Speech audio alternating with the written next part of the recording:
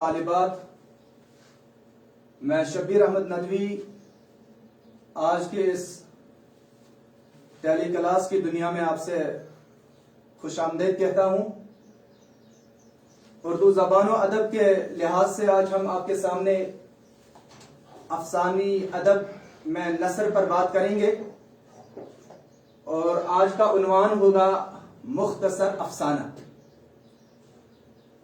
اس مختصر افسانے کے سلسلے میں ہم سب سے پہلے مختصر افسانے کی تعریف پیش کریں گے۔ تعریف کے بعد مختصر تاریخ پیش ہوگی۔ اس کے بعد اس کے اجزائے ترکیبی،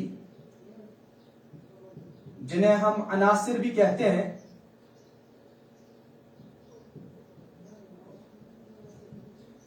ان پر بات ہوگی، اور اس کے بعد ہم آگے دیکھیں گے کہ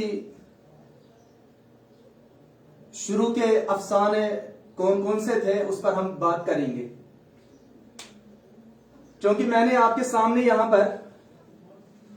افسانوی ادب لکھا، تو افسانوی ادب کے سلسلے میں آپ کو یہ معلوم ہونا چاہیے کہ افسانوی ادب اصل میں فکشس لٹریچر کو کہتے ہیں، جو ملمہ سازی پر مبنی ہو، جھوٹ اور خیالات پر مبنی ہو، اسے ہم افسانوی ادب کہتے ہیں۔ اور ساتھ میں اس میں نثر کا لفظ میں نے اس لیے لکھ دیا کہ پروز کو یہاں پر نامنیٹ کرتا ہے، اور اس میں ایسی بات کی جاتی ہے جو تفصیلاً ہوتی ہے، جو وضاحتاً ہوتی ہے۔ تو اس میں سے بہت سارے ادبی نثر آپ نے ابھی تک پڑھ لیے ہوں گے۔ اگر میں 9ویں جماعت سے مخاطب ہوں تو انہوں نے ابھی تک ہو سکتا ہے کہ انہوں نے ناول پڑھا ہو۔ 10th سے لے کر 12th تک کی بات میں اگر کروں، وہ تقریباً داستان ابھی تک پڑھ چکے ہیں۔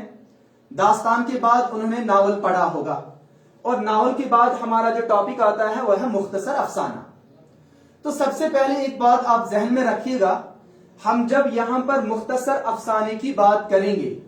تو مختصر افسانے کے سلسلے میں اس کا پیش خیمہ، اس کا بیک گراؤنڈ یاد رکھنا بہت ہی زیادہ ضروری ہے۔ وہ یہ ہے کہ جب بھی ہم مختصر افسانے کا نام یا لفظ لیتے ہیں تو یہ مختصر افسانہ اصل میں شارٹ سٹوری کا اردو نام ہے۔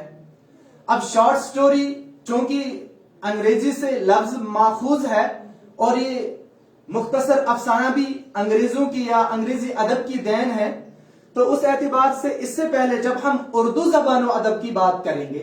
جب ہم اردو پر اپنی بحث چھیڑنا چاہیں گے، تو اس کے سلسلے میں ہمیں معلوم ہونا چاہیے کہ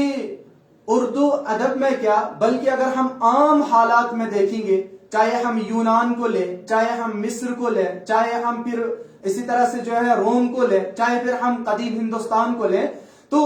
یہاں ہر جگہ پر کتھا کہانیوں کا، داستانوں کا، بڑی بڑی کہانیوں کا، اسی طرح سے بہت سارے بڑے بڑے جو ہے آپس میں جمگٹے ملا کر اور بہت ساری جماعتیں بنا کر آپس میں بات چیت کرنے کا رواج جو ہے بہت قدیم سے چلا آ رہا ہے۔ تو اسی وجہ سے جب ہم نے داستان پر بات کی ہوگی تو داستان میں ہم نے یہ بات کہی ہوگی کہ داستان اصل میں کہنے اور سننے کا جو ہے ادب تھا، لیکن لوگوں کی ضرورت کے تحت اور لوگوں کو اس کے اعتبار سے اس کی سمجھدانی کو سمجھانے کے تحت تو اس کو پھر جو ہے کتابی شکل دی گئی، اور آخرکار جو ہے اردو ادب میں بھی داستان کا رواج عام ہو چلا، اور سب سے قدیم ترین ادب تصور کیا جاتا ہے۔ کیونکہ جب ہم داستان پر بات کریں گے، تھوڑا سا آپ کو اگر یہاں پر سکھانا چاہیں کہ جب ہم داستان پر بات کرتے ہیں تو داستان میں ذرا سا اگر ہم دیکھیں گے، آپ نے سنا ہوگا، پڑھا ہوگا ابھی تک کہ داستان میں جو ہے خیالی پلاؤ پکایا جاتا تھا، یعنی کہ خیالی کہانی ہوا کرتی تھی، اور وہ خیالی کہانی بھی کیا ہے، بہت لمبی لمبی ہوا کرتی تھی، اور اس میں بھی محیر العقول جو واقعات ہوتے تھے، اور وہ بھی کن کے، جیسے جنوں کے، بھوتوں کے، اسی طرح سے جو ہے پریوں کے واقعات اس میں جو ہے غیر محیر العقول انداز میں پیش کیے جاتے تھے۔ تو ایک زمانہ یہ تھا کہ جب لوگوں کے پاس اچھی خاصی فرصت تھی، لوگ جو ہے فراغت کو اپنے لیے غنیمت سمجھتے تھے، تو اس اعتبار سے یہ داستان کے ادب کو پروان چڑھنے کا ایک عنصر یہ بھی تھا کہ لوگ سننے اور سنانے کے بڑے مشتاق ہوا کرتے تھے، ان کو اشتیاق ہوا کرتا تھا. تو ایک معاملہ یہ تھا. لیکن اس کے بعد جو ہے لوگوں نے کہا کہ نہیں، اس روایت کو ذرا بدل دینا چاہیے، بلکہ ہم اس خیالی پلاؤ سے نکل کر، اس خیالی کہانی سے نکل کر ذرا حقیقت پر آ جائیں. تو جب حقیقت پر ہم آئیں گے تو حقیقت میں کیا ہوگا کہ جب ہم حقیقت پر آئیں گے تو ہمیں جو زندگی میں ہمارے معاملات ہو رہے ہیں، جو زندگی میں کوششیں ہو رہی ہیں، جو زندگی میں باغ دوڑ ہو رہی ہے، تو اس باغ دوڑ کو پیش کیا جائے گا. لیکن اس کو کس انداز میں پیش کیا جائے گا؟ افسانوی انداز میں پیش کیا جائے گا. لہذا اس خیالی کہانی کو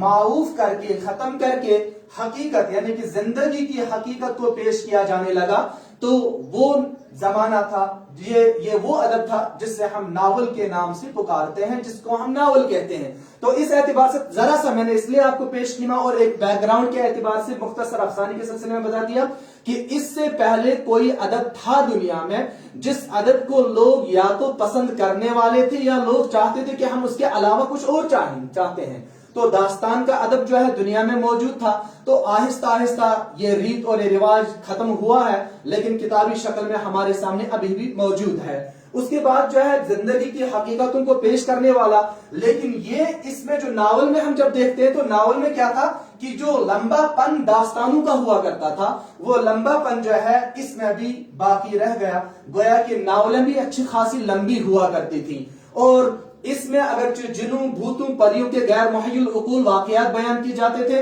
تاکہ عقل حیران رہ جائے اور انسان اسی داستان کے ایک حصے کے بعد دوسرے حصے میں، ایک اس کو ہم آج کہہ سکتے ہیں کہ ایک سیریل کے بعد دوسرے سیریل میں اس کی گتھیوں میں چلا جائے. تو اس چیز کو یہاں پر لوگوں نے کہا کہ نہیں، جب ہم زندگی کی حقیقت کو دیکھ رہے ہیں لیکن وہ لمبی ہو رہی ہے، تو اس اعتبار سے لوگوں کے پاس اب کیا ہوا کہ لوگوں کے پاس اب فرصت کم ہونے لگی. جب فرصت کم ہونے لگی، لوگوں کے پاس فراغت جب کم ہونے لگی، لوگوں کے پاس جو ہے ملنا جلنا جب کم ہونے لگا، لوگوں کے پاس جب معاملات کی بڑھوتری ہوئی، صنعتی انقلاب ہوا، جو ریولوشن ہو دنیا میں پیش آیا، تو اس کے اعتبار سے ہم نے دیکھا کہ داستان چونکہ اب ایک پرانا ادب ہو چکا تھا، ناول کے ساتھ ساتھ لوگوں نے اس چیز کی پیش قدمی کی کہ ہم دنیا میں مختصر افسانہ لائیں گے. اور یہ مختصر افسانہ میں نے پہلے ہی کہا تھا کہ اس کو شارٹ سٹوری کہتے ہیں. تو یہ شارٹ سٹوری کیا ہے؟ مختصر کہانی کے لفظ سے ہمیں پتا چلتا ہے کہ یہ اس ناول کے مقابلے میں، جو ناول لمبا ہوا کرتا تھا اس کے مقابلے میں بہرحال مختصر ہوگا، شارٹ ہوگا. تو اس اعتبار سے اب جب ہم مختصر افسانے کی تعریف پر آ جائیں گے، مختصر افسانے کی تعریف مختلف طریقوں میں کی گئی ہے اور اس انداز میں کی گئی ہے کہ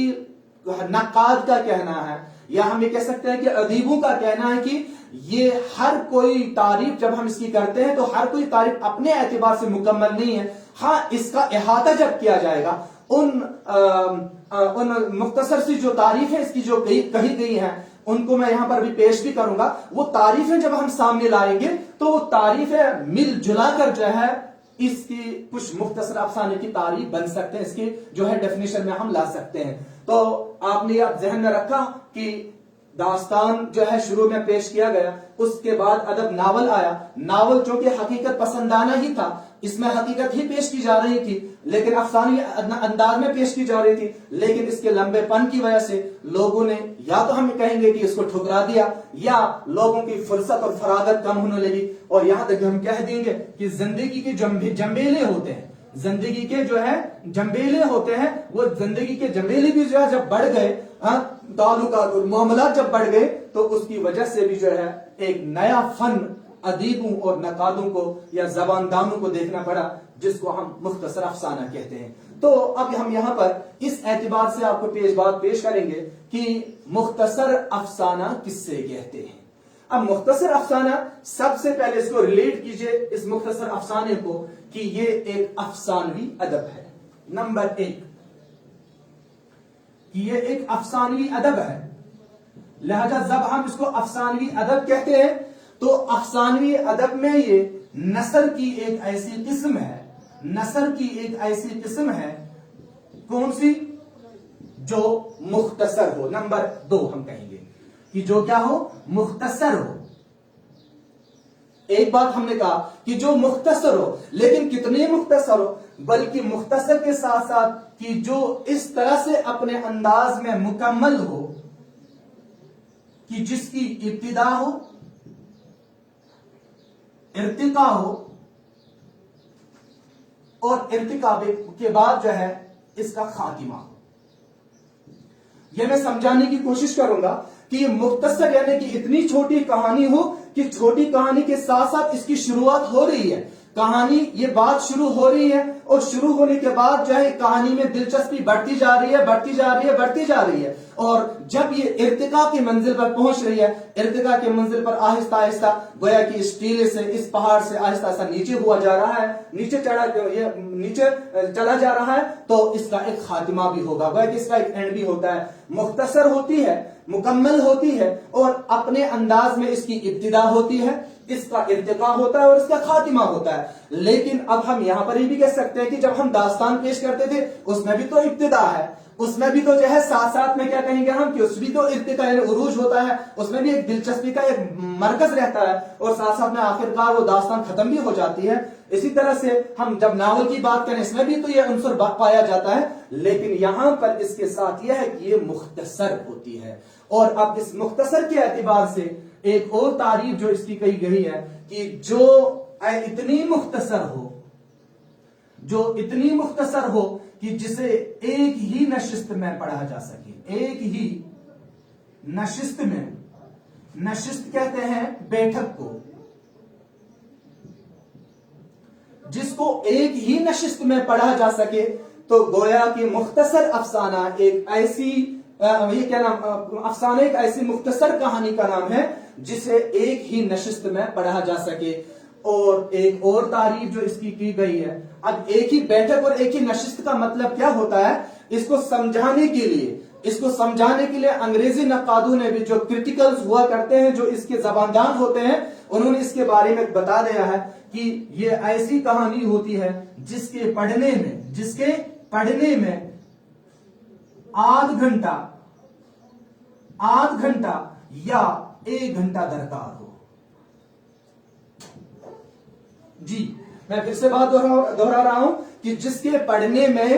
آدھ سے 1 گھنٹہ، اور بعض لوگوں نے لکھا ہے کہ اس کو پڑھنے میں 1 سے 2 گھنٹہ لگ سکتے ہیں، تو گویا کہ وہ نشست جو ہے، آدمی کوئی ناول اگر داستان پڑھنے جاتا، داستان تو والیومز میں ہے، کتابوں کی شکل میں ہے، وہ ایک کتاب کے بعد دوسری کتاب میں شائع ہو چکے ہیں۔ ناول کے بھی ہم دیکھتے ہیں، جب ہم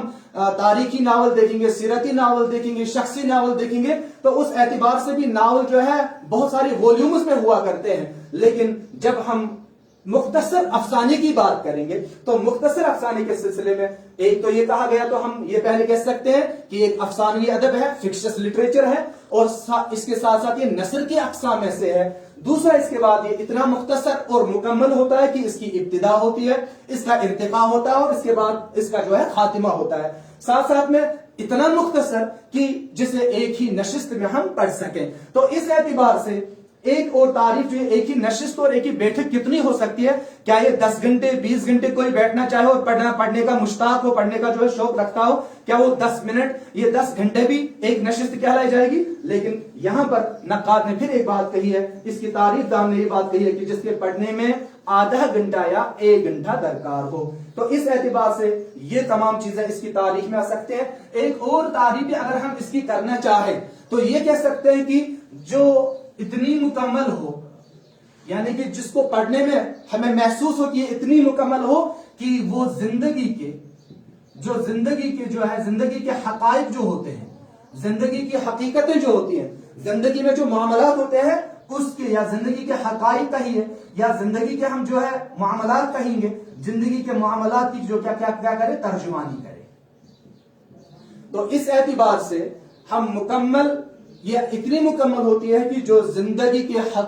حقائق کی، زندگی کے معاملات کی ترجمانی کرتی ہے، یا دوسرے الفاظ میں ہم یہ کہہ سکتے ہیں کہ جو زندگی کی بصیرت میں اضافہ کرے، جو زندگی کی بصیرت میں اضافہ کرے۔ تو ہم کہاں سے پہنچے تھے؟ داستان کے ادب کو ہم نے دیکھا کہ وہ لمبا ہے، اس میں جنوں پریوں بھوتوں کی باتیں کی گئی ہیں۔ پھر ہم ناول میں پہنچے، ناول زندگی کی حقیقت کو بیان کر رہا تھا، لیکن لمبا پن اس میں موجود تھا، اور یہاں تک کہ لوگ اکتاہٹ کے شکار بھی ہو رہے تھے۔ بسا اوقات جن میں اس چیز کا خیال نہیں رکھا جاتا ہے کہ اس میں اتنا لمبا پن ہوتا ہے کہ آدمی خود بخود تھک جاتا ہے. تو ان چیزوں کو دیکھتے ہوئے اور فرصت اور فراغت کو دیکھتے ہوئے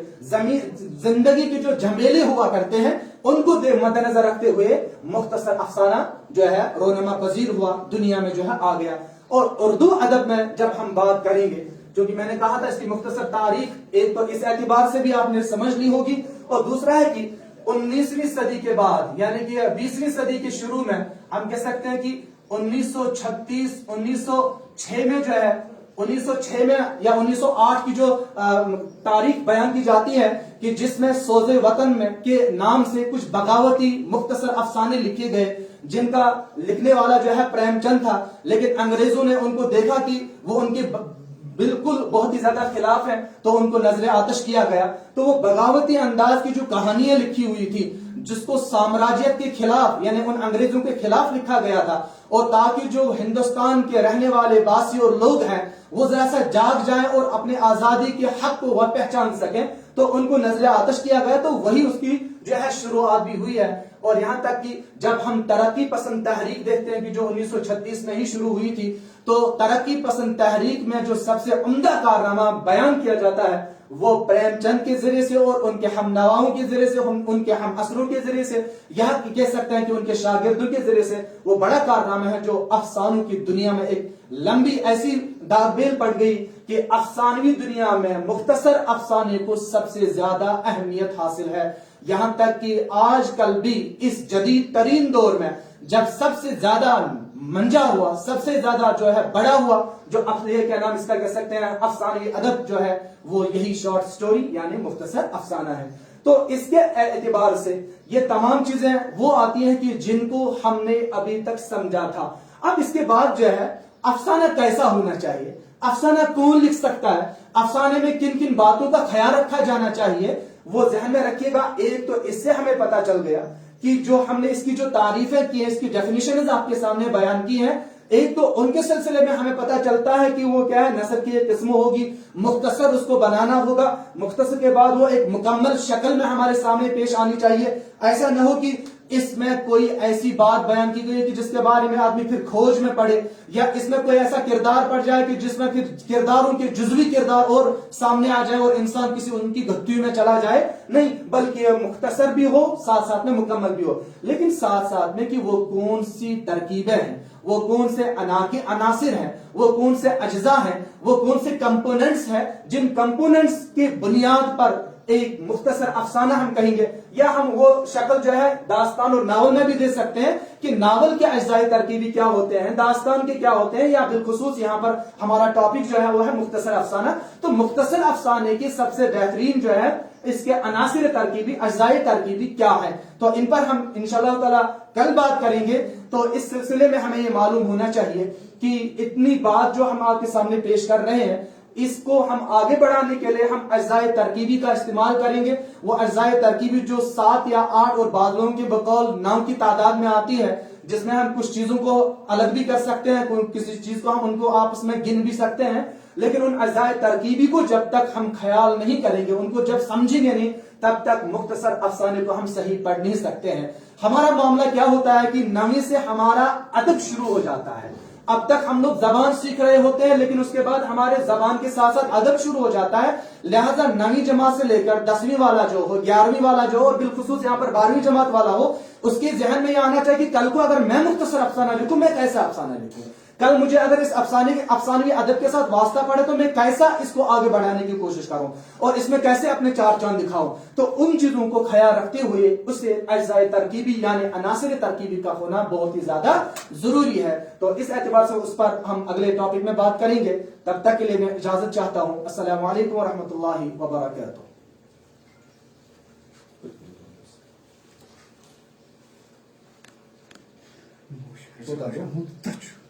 Şunu sor.